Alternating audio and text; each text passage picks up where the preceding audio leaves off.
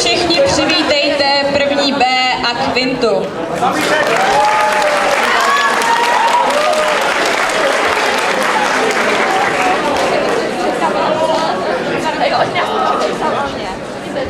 Jelikož tady ne všichni z vás byli na dopoledním programu, tak jenom v rychlosti zopakuji, jak tady tato soutěž probíhá. Máme proti sobě dva týmy, dostanou nějaké téma, zvolí se podle mince, jestli chcou být proti nebo pro. A potom mají 2 minuty na psaní argumentů, 2 minuty na vysvětlování argumentů a pak má každý tým, teď jsme ve finále, takže to platí stejně jako v semifinále, že budou mít minutu na to reagovat na slova svých soupeřů. Minci máme nachystanou. Máme tady stejný ročník, takže chcete si vybrat, jestli budete mít jedničku nebo hlavu. Jednička to je, můžeš tím zatočit.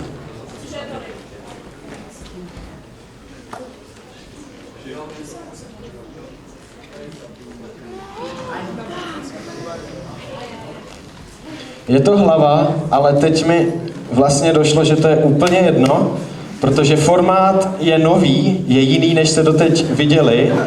A téma bude, jaká superschopnost je podle vás nejlepší? Napsat argumenty, vysvětlit je a reagovat na superschopnost druhého týmu.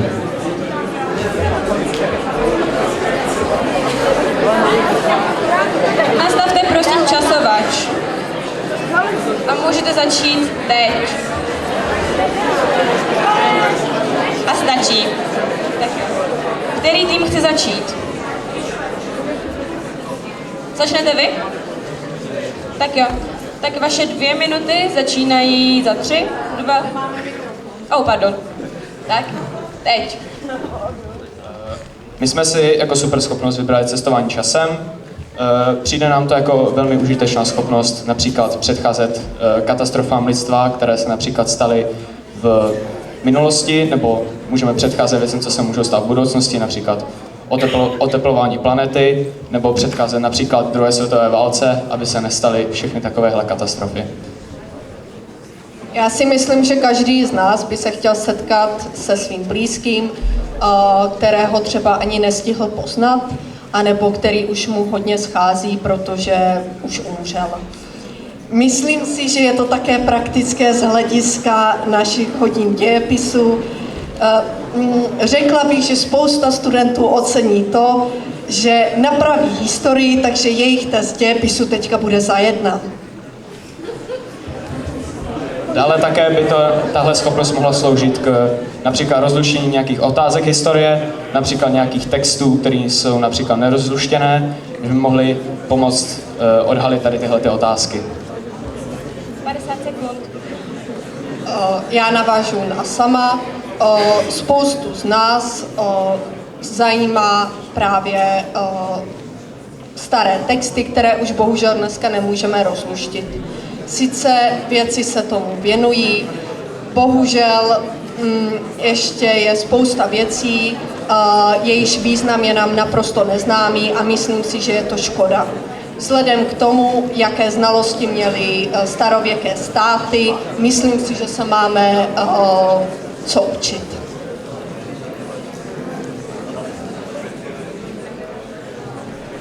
Deset sekund. Ještě bych zmínila asi nějaké starověké vynálezy, nebo třeba i ten princip toho, jak se postavily pyramidy. Nebo využít například předměty z budoucnosti. Konec. Děkujeme moc.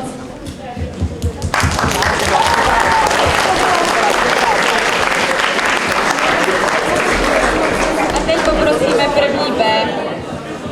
A vaše 2 minuty začínají teď. Tak my jsme si vybrali velmi podobné téma, ale zkusíme to trošku vzít z jiné strany, takže máme zastavení času. Představte si situaci, že jste třeba v hodině dějepisu, nebaví vás hodina dějepisu, zastavíte čas a zajdete si pro karamelový kapučíno. To prostě chceme všichni podle mě, takže zastavování času, můžete si líp organizovat čas a za mě je to jenom dobře prostě. samozřejmě jsme tím nechtěli říct, že nás nebaví hodiny dějepisu, to je potřeba zdůraznit. A třeba představte si, že vstanete, je prostě 7:59, za minutu vám začíná škola, ale vy se chcete ještě vyspat. Tak si stopnete čas, hodíte si ještě šlofíka a pak prostě si dojdete do školy a jenom pustíte znova čas a jedete dál. Nebo zjistíte o přestávce, že další hodinu píšete test, tak si zastavíte čas a dokud nebudete si jistí tím, že jste se naučili tu látku, tak prostě se budete učit. Prostě za nás je lepší si umět jako líp organizovat čas, než se vracet do budoucnosti a do minulosti. Je to taky zajímavý, ale tohle je za nás zajímavější. 50 sekund. Pak to má podle mě i další výhodu, že třeba můžeme předběhnout tady frontu na oběd, protože nás nechytí dozor, když nás neuvidí. A To je za nás všechno, děkujeme. Dobře, my děkujeme vám.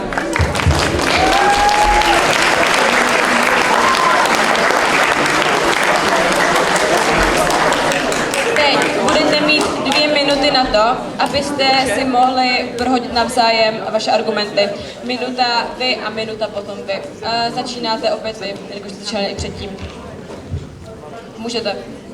Z mého pohledu je cestování časem lepší, neboť pokud zastavíme čas a pokud nevyhodnotíme například nějakou situaci správně a neprospěje to v náš, nebo není to v náš prospěch, tak už se to nedá pouze vrátit. Například při cestování časem, kdybychom třeba se nám pokazal ten test z toho dějepisu, už známe ty odpovědi, tak se pouze vrátíme v čase a napravíme ty chyby. Pokud ovšem zastavíme čas, ale třeba se nám to nepovede, učitel nás nějak chytí, nebo nám dokáže, že jsme třeba prováděli, už tu situaci nezměníme. Mně spíše napadl takový argument, že když budete cestovat, když zastavíte čas, tak pro vás ale pořád ten čas platí, že? V okamžiku, jako když budete cestovat více a nějak pravidelněji, tak budete stárnout o něco víc. Bude to jako potom vtipné, když by třeba najednou v té třídě byl takový 50letý pán místo toho mladého spolužáka. Jo, minuta, pardon. Za mě to zastavení je lepší v tom, že s chybama se člověk učí, takže proč bychom opravovali testy a takový. A hlavně nemůžeme jít do budoucnosti pro něco, co není vynaleznutý, protože by to pak nikdo nevynalezl, když už to bude v té přítomnosti. A já bych jenom chtěla dodat, že když zastavíš čas, tak pro nás jakoby nestárneš, nebo tak jsme to minimálně mysleli, takže prostě si máš pro sebe víc času a to je to naše jakoby pro. A taky jsme chtěli vyvrátit ještě, že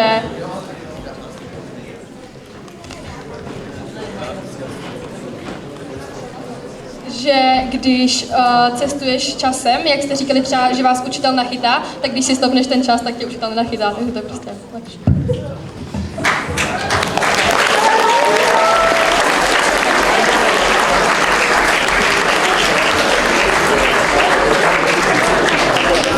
Tak my moc děkujeme oběma třídám a teďka promítneme QR kód, kterým budete hlasovat, která z těchto 2 tříd se vám líbila více. Chceme, aby to bylo co nejvíc fair, proto taky chceme, abyste hodnotili i vy.